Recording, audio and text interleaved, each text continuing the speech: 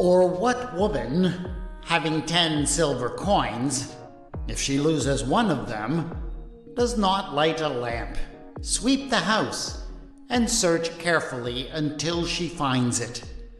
And when she has found it, she calls together her friends and neighbors, saying, "Rejoice with me, for I have found the coin that I had lost."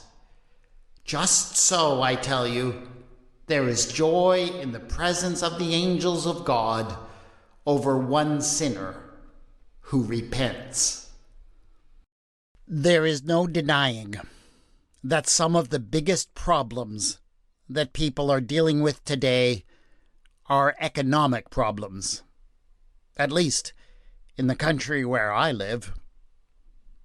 We could talk about housing and how it has become completely unaffordable throughout much of the country, especially for people who are just starting out. We could talk about inflation and how prices have gotten out of control for so many everyday goods. We could certainly talk about unemployment, which, especially for youth, seems to have reached a crisis level. These are problems that are affecting all of us. Even if you personally may be in a strong position and somewhat insulated from these problems, they are affecting your community, and the fallout is spilling over and affecting your personal life. So, I think we can all recognize that there are some big and important economic problems. But when the economic experts start to talk to us about what is causing these problems and what to do about them, what happens? They start talking about things like supply and demand, and yield curves, and lagging indicators, and for most of us, our eyes glaze over. We tune out. None of it helps us to understand why so many people are struggling, or what to do about it. Wouldn't it be nice to have somebody who can relate to us?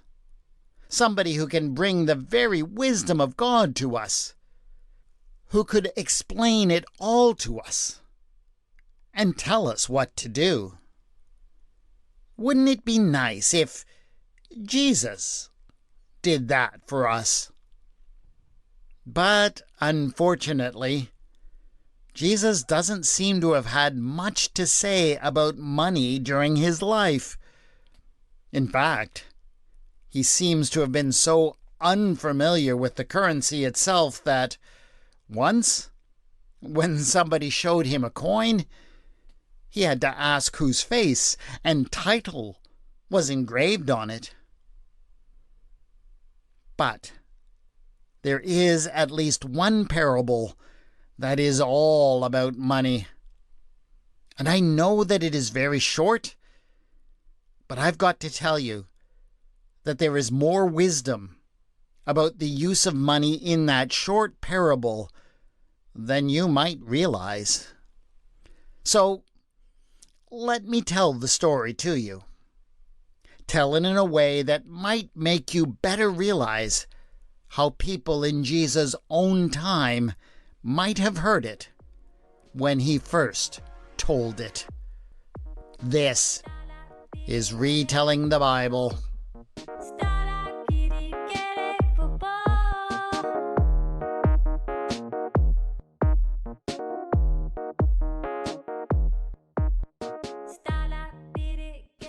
Episode 9.20. 10 silver coins.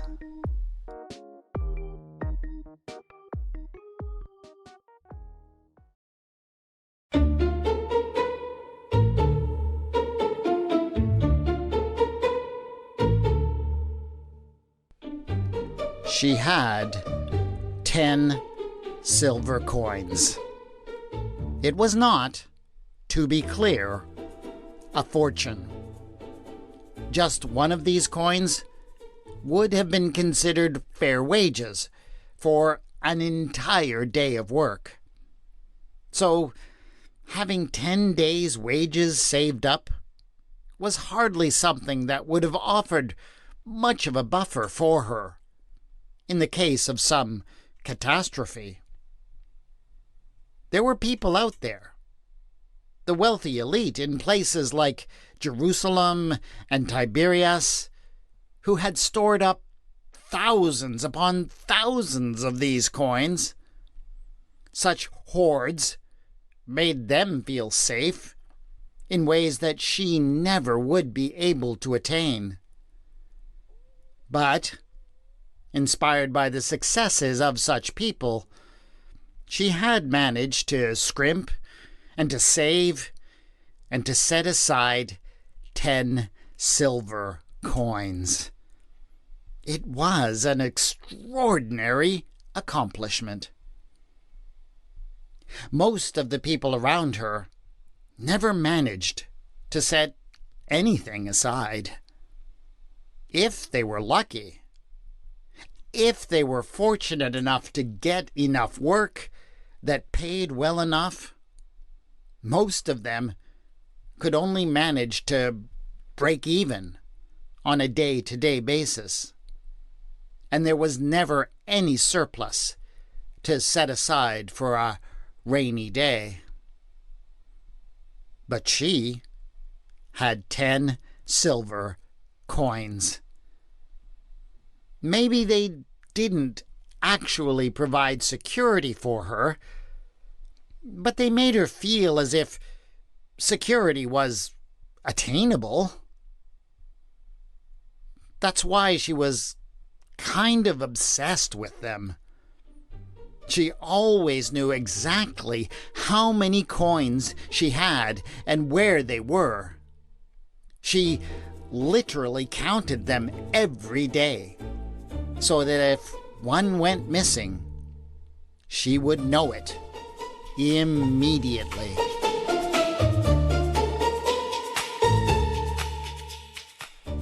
One fateful day, the one thing that she dreaded happened.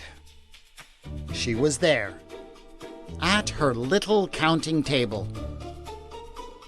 It was actually her only table, and she used it for everything from cooking to eating. But in her mind, it was the counting table, because that was the most important thing that happened on it. She took out her purse and poured out the coins, relishing, as she always did, the satisfying clatter that they made. And then she took them and counted them, one by one, as she dropped them on the table. 1, 2, 3, 4, 5, 6, 7, 8, 9. Wait a minute. That couldn't be right. She was certain she had counted 10 just the day before. She started over again, counting very deliberately. 1, 2, 3, 4, 5, 6, 7, 8, 9. No. There was definitely one missing. A sense of panic quickly settled over her. Her first thought, of course, was that she had been robbed. But that made little sense. Why would anyone steal one if they had the opportunity to steal them all? What's more, she knew that nobody had had the opportunity. She was certain that no one had been in her house since she had last counted, nor had she taken the coins out. Basically, out of a fear of this very possibility, she isolated herself from all of the people around her. She never had anybody over to her house, and she never went out, unless it was strictly necessary. The only other possibility, therefore, suddenly came over her as a wash of relief. The coin had to be somewhere here, in this house. It must have fallen and rolled away the last time that she counted. And with that realization, she was finally able to channel the panic and nervous energy that she felt towards something productive. She carefully secured the 9 coins, and then she lit all of her lamps and got out her cleaning supplies.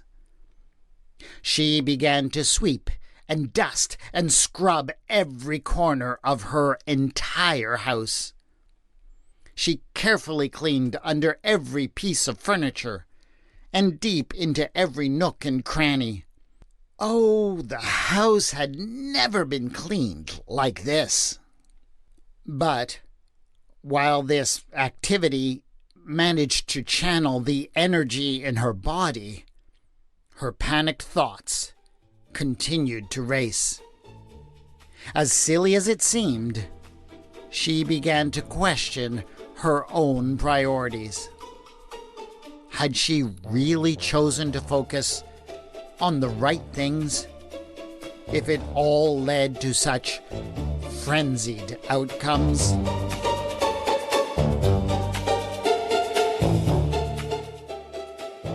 She had heard a story in the neighborhood just recently.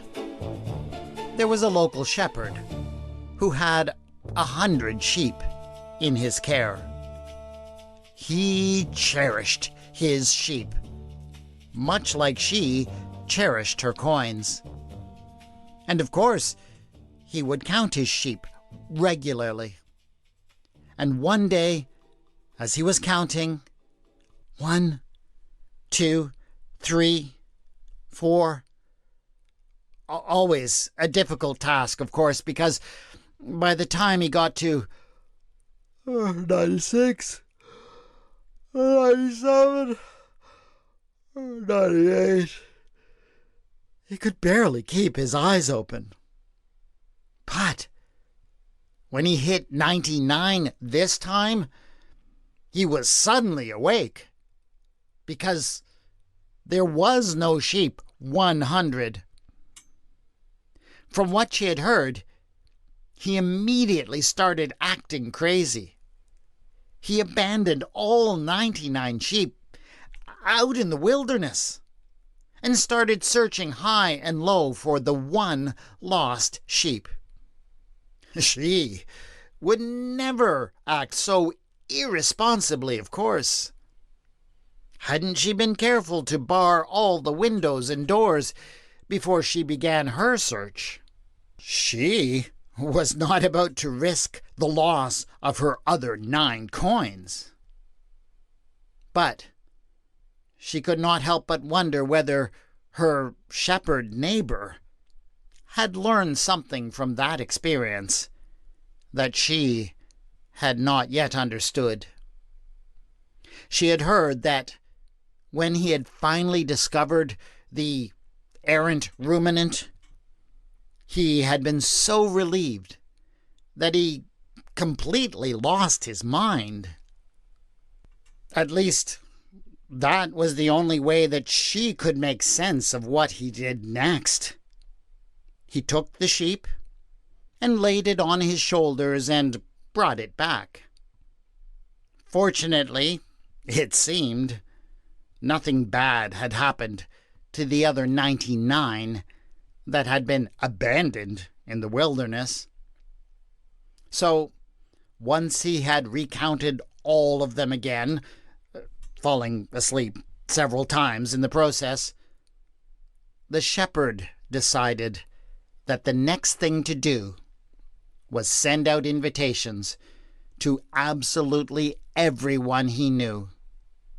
He had them all come over to his house, and he threw a great party. The woman did not go. She was not inclined to participate in such foolishness. And she had to stay home so that nothing would happen to her precious coins. But from what she had heard, the lamb stew had been excellent.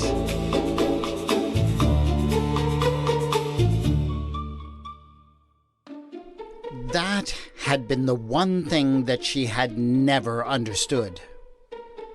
Here was this neighbor who valued his precious sheep, so much so that when just one went missing, he had dropped absolutely everything else in order to find it. But, having found it, his priorities changed so radically. Suddenly there was something that mattered more than a sheep, and that was the opportunity to celebrate with all his neighbors. And he was even willing to sacrifice his precious sheep in order to celebrate. She had never understood that. But now, perhaps, she might be beginning to. She had put so much importance into the preservation of her collection of coins that she had missed out on everything, including the party with the neighbors. And now that she had lost one, she was struck by the thought. What had she been saving it up for? What would she miss out on if she didn't find it? Was she supposed to be fulfilled by its mere existence in her collection? Was that enough?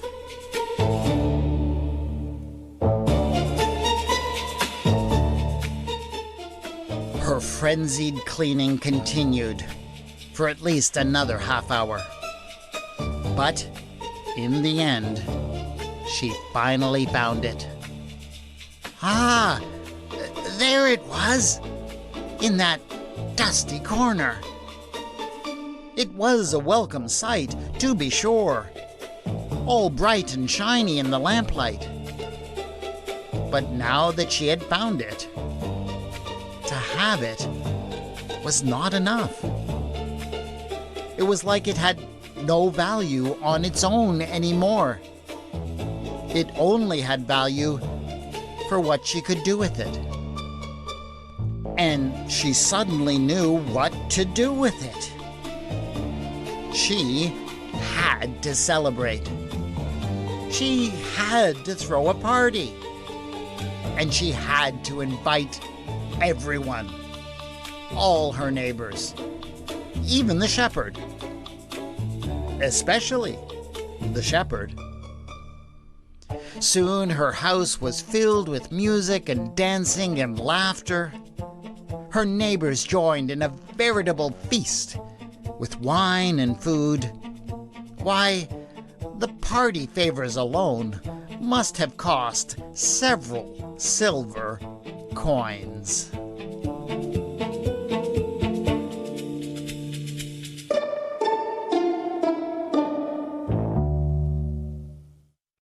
I have always puzzled over those two parables of Jesus, the lost sheep and the lost coin. Both include these frenzied searches that are deeply focused on finding this valuable thing that has been lost. But once the search is over and the object is found, the story takes on a strange twist. They don't end like you might expect them to. The endings are not about relief or taking steps to make sure that such a loss doesn't happen again. That would be the responsible response, right? But no. The endings of these stories are all about gathering people and celebrating together. And the implication of that is that the celebration is of greater value than the object found. What are we to take away from this strange twist ending? One lesson, the one provided by the gospel writer, is that this parable is about how happy God is when someone turns away from sin and comes to God. That's a perfectly good interpretation. But note that it is supplied by the gospel writer. There is no indication in the original gospel text that Jesus said that part. So I do think that there are other applications that we can make to life in this world.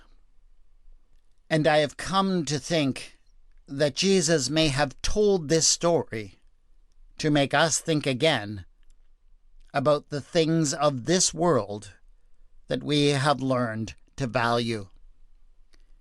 In particular, there is a strong lesson about money. The world is constantly telling us that money is the beginning and the end of what matters. We, like the woman in Jesus' parable, hoard up money, worry about not having it, and exhaust ourselves trying to get it. But the experience of losing and then finding the money seems to give this woman a different perspective. Money, she learns, has no intrinsic value in itself. That is absolutely true, by the way. Money really only has any value because we have all agreed that it has value. If that consensus were just to go away, and that could probably happen easier than you might think, all of our money will have no value. No, what the woman learns is that the value of money is only in what you do with it. And if you save it as a goal in itself, it really is worthless. Jesus is saying that the kingdom of God is something that breaks out in this world when we choose to use whatever we have to gather God's people to celebrate. Did you know that there are a lot of people storing up money these days? Oh, it's not the ordinary folk. Many of them are just living day to day. But the billionaires are storing up unheard of amounts of money. Mostly, of course, in offshore accounts where governments can't find them. And corporations, they have record cash surpluses stashed in various subsidiaries all over the world these days. In many ways, that is the biggest economic problem that we are facing. There is just too much cash sitting around and not circulating. There are too many piles of 10 coins that no one is using. Jesus told this story to change our discussion about money. It is meant to be used, he's insisting, and it is meant to be used for people, and not to serve the needs of those who already have it, or to give them illusions of security. It is meant for celebration and for joy. And he's saying that when we learn that lesson, that's when we will discover the kingdom of God among us. That is it for this episode of Retelling the Bible. Thanks for listening, Share the word by telling somebody else about this podcast. The theme music for the podcast is Da by Kevin MacLeod, and the mood music for this episode was Ultimate Comedy Music Volume 7 by Sasha End. The music is licensed in the Creative Commons and can be found at incompetech.com and at nd.app, respectively. Contact me on Bluesky at Retelling the Bible or on the Facebook page Retelling the Bible.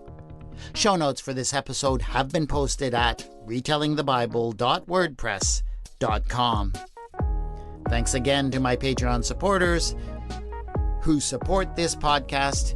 You guys are awesome. Go to patreon.com/retellingthebible to join them in supporting this podcast. This is Retelling the Bible, and I have been your storyteller, W. Scott McCandless.